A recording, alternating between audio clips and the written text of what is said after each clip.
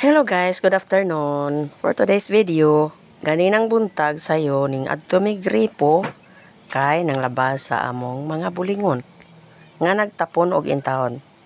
Kay 5 ka adlaw nga natingob. Wala mi kalaba. Kay tungod lagi nga nailangan pod sa inadlaw-adlaw. Og mao to guys. Hintabang ang akong anak og si Nanay Bilin ni sunod sila dito. Ako itig basa sa mga bulingon sila pwede kuan kuso-kuso. Og pag human akong basa guys sa mga bulingon, mao to ni tabang ko nila. Aron nga madali in taon mi og kahuman sa among labonon nga daghan kayo. Og sa dihang niagpas ang akong duha ka batos pod nga si Richeliano si Buboy kay nitabang og kuso-kuso dito. Haron madali yun in taon mi.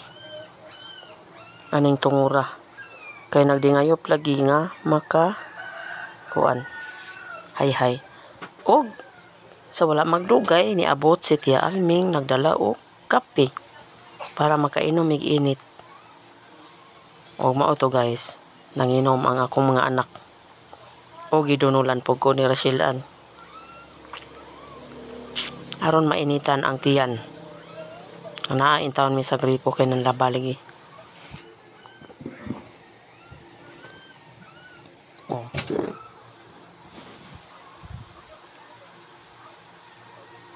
Og samtang si nanay nagpadayon og kuso-kuso, kami pod nag-inom kape guys. Pagkahuman na tong higayuna guys, nahuman ang puti, mao tong gi anak manam na kog waswas.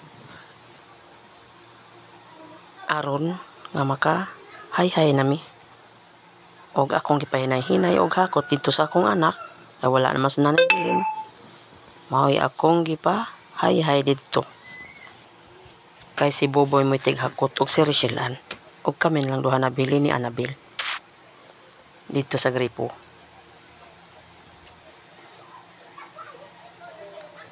Og mao to guys, mao ni ang among labonon.